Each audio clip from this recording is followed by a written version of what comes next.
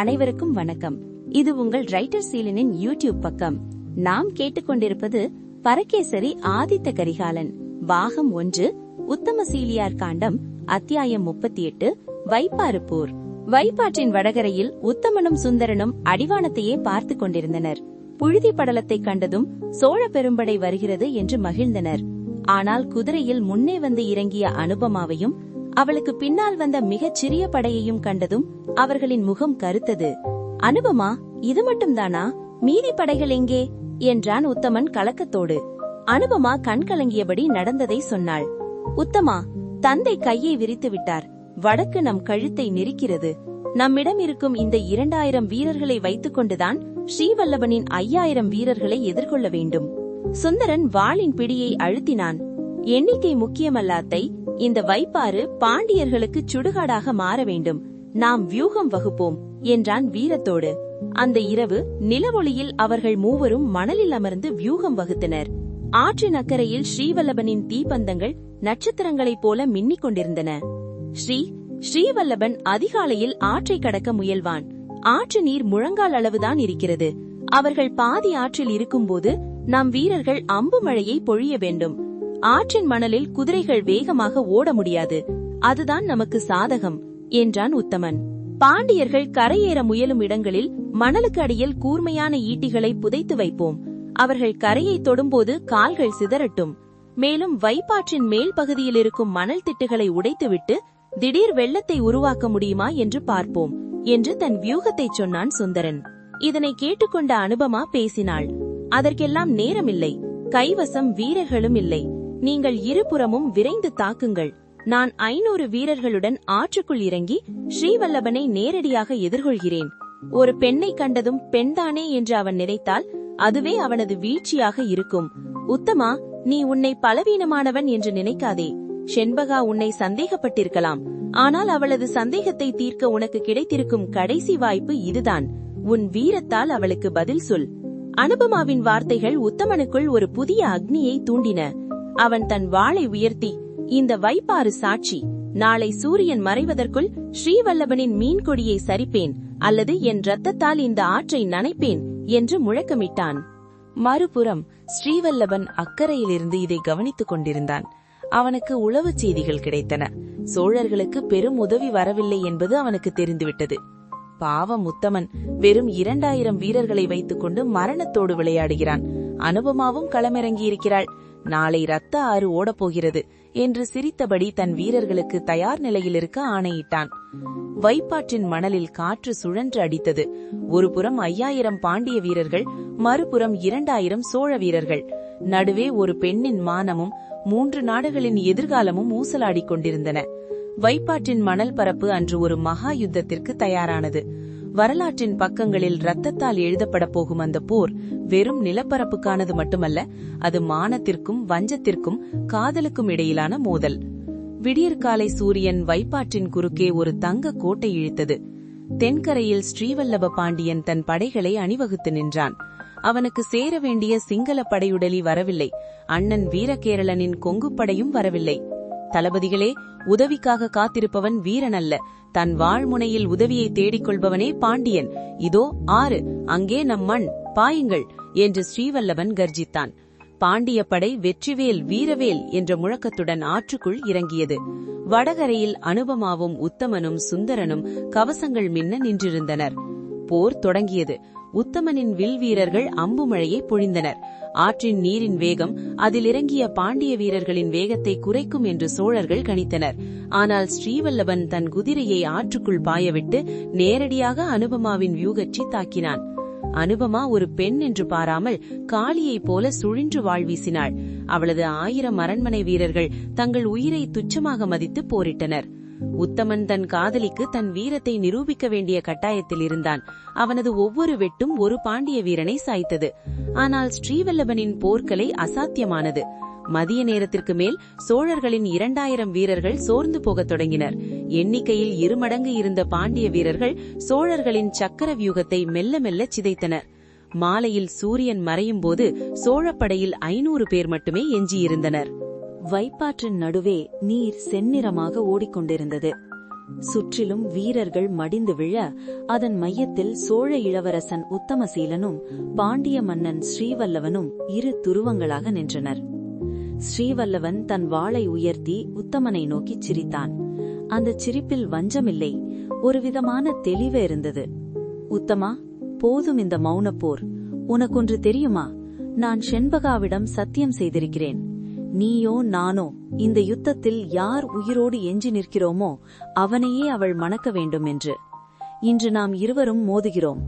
உன்னை கோழை என்று உலகம் பழித்த போது நீ செண்பகாவின் உயிருக்காகவே என் அண்ணனிடம் தோற்று அப்பழியை சுமந்தாய் என்பது எனக்கு மட்டுமே தெரியும். இதோ உனக்கு ஒரு வாய்ப்பு. என்னை வீழ்த்து, உன் வீரத்தை உலகுக்கு நிரூபி. செண்பகா உன்னை தேடி ஓடி வருவாள். ஆனால் உன்னை கோழை என்று அவள் சொன்ன சொற்கள் அவள் மனதை வாழ்நாள் முழுக்க குத்திக்கொண்டே இருக்கும். அதை சரி செய்ய உனக்கு இருக்கும் ஒரே வழி என் மார்பில் உன் வாளை பாய்ச்சுவதுதான் என்றான் வாளை சுழற்றியபடி. உத்தமன் சிரித்தான். வல்லவா, விட்டுக் கொடுத்து வரும் வெற்றி எனக்கு தேவையில்லை. நான் அன்று செண்பகாவின் உயிரை காத்தது என் காதலின் தர்மம். இன்று உன்னோடு போர் புரிவது என் கடமை. வா, மோதி பார்ப்போம். வாள்கள் மோதின. மின்னல் தெரித்தது. உத்தமனின் ஆக்ரோஷம் ஸ்ரீவல்லவனை நிலைகுலைய வைத்தது. உத்தமன் அன்று ஒரு வேங்கையாக மாறியிருந்தான். சண்டையின் நடுவே ஸ்ரீவல்லவன் தன் தந்திரமான ஆனால் நியாயமான வாதத்தை முன்வைத்தான். உத்தமா, சற்று யோசி. உன் காதரி நீ வேண்டுமென்றுதான் தோற்கிறாய் என்று உணராமல் உன்னை ஒதுக்கினாள். இன்று உன் தந்தை உனக்கு போதுமான உதவி அனுப்பாமல் கைவிட்டு விட்டார். நீ கடினப்பட்டு மதுரையை சீரமைத்த மக்களும் நான் வந்த அடுத்த கணமே என் பக்கம் சாய்ந்து விடுவர். நீ என்னதான் சாதனை செய்தாலும் மதுரை மண்ணை ஒரு சோழன் ஆழ்வதை எம் மண்ணின் மக்கள் ஒருபோதும் ஏற்க மாட்டார்கள். உத்தமா, மதுரை மக்களும் உன்னை கைவிட வெகு நேரமாகாது. மண், பெண், பொன் என எதுவும் இல்லாத நீ எதற்காக இப்படி என்னோடு மோதி மடிய விரும்புகிறாய் என்றான் உறுதியாக. இந்த மண்ணும் பெண்ணும் பொன்னும் என்னை கைவிடலாம் வல்லபா, காலம் என்னை கைவிடாது. நீ சொன்னாயே, யார் உயிரோடு இருக்கிறார்களோ செண்பகாவை மணக்கலாம் என்று. முடிந்தால் என்னை கொன்று நீ அவள் மனதை வென்று கொள் என்று வாளை ஓங்கினான் உத்தமன். உத்தமா, ஒன்று சொல்லவா? நீ உண்மையிலேயே அவளை நேசித்தால் அவளது நிம்மதி யாரிடம் இருக்கும் என்று சிந்தி. ஸ்ரீவல்லவனின் வார்த்தைகள் உத்தமனின் வாழ்முனையை விட கூர்மையாக இருந்தன. செண்பகாவின் முகம் அவன் கண்ணுக்குள் வந்து போனது. அவள் நிம்மதியாக இருக்க வேண்டும். நான் வீரனாக அவளை அடைந்தால் அவள் தன் குற்ற உணர்ச்சியாலேயே செத்துமடிவாள். நான் கோழையாகவே இருந்து மறைந்தால் அவள் வல்லவனுடன் நிம்மதியாக வாழ்வாள் என்று உத்தமனின் மனம் தியாகத்தை நோக்கி திரும்பியது. செண்பகாவுக்காக மீண்டும் ஒருமுறை தோற்க உத்தமன் முடிவெடுத்தான். அவனது கைப்பிடி தளர்ந்தது. வாள் மெல்ல நழுவி ஆற்று நீரில் விழுந்தது. உத்தமன் தன் மார்பை விரித்து சாவிற்கு தயாராக நின்றான். ஸ்ரீவல்லவன் வாளை ஓங்கினான். ஆனால் அது உத்தமனின் கழுத்தை அறுக்கவில்லை. மாறாக அவனது தோள்பட்டையில் ஒரு காயத்தை ஏற்படுத்திவிட்டு பின்வாங்கியது. உத்தமா, இது என்ன கோழைத்தனம்? செண்பகாவுக்காக மீண்டும் ஒருமுறை தோற்க துணிகிறாயா? இத்தனை பெருந்தன்மை ஒரு வீரனுக்கு ஆகாது. உன் தியாகத்தை நான் பிச்சையாக ஏற்க மாட்டேன். நீ விட்டுக் கொடுத்து நான் பெறும் வெற்றி எனக்கு ஒருபோதும் பெருமை தராது. உத்தமன் ரத்தம் சொட்ட சொட்ட ஆற்று நீரில் விழுந்தான். பாண்டிய வீரர்கள் அவனை சூழ வந்தபோது ஸ்ரீவல்லவன் அவர்களை தடுத்தான். உரத்த குரலில் கத்தினான். உத்தமா, இப்போதே திரும்பிப்போ.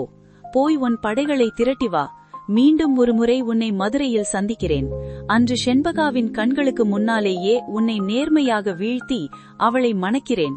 அதுவரை உனக்கு ஆயில் பிச்சை அளிக்கிறேன். போ. உத்தமசீலன் காயத்தோடு நிமிர்ந்து பார்த்தான். அவனது கண்களில் கண்ணீரும் ஒரு புதிய வைராகியமும் மின்னியது. சோழ படையினர் ஓடி வந்து தம் இளவரசனை தாங்கி பிடித்து பின்வாங்கினர். ஸ்ரீவல்லவன் வைப்பாற்றின் நடுவே நின்றபடி ஒரு சிறந்த எதிரியை பெற்ற பெருமிதத்தோடும் அடையப் போகும் காதலின் தவிப்போடும் பார்த்து கொண்டிருந்தான். ஆற்று நீரில் விழுந்து கிடந்த உத்தமனை நோக்கி ஓடி வந்தான் சுந்தரன். சிற்றப்பா, வேறு வழியில்லை. படைகள் எண்ணிக்கை குறைந்துவிட்டது. இனி பின்வாங்க வேண்டியது ஒரே வழி என்று சுந்தரன் கத்தினான். சோழ வீரர்கள் உத்தமனை தாங்கி பிடித்து அழைத்துச் சென்றனர். வைப்பாற்றின் மணற்பரப்பு அன்று குருதிக்குளமாக மாறியிருந்தது.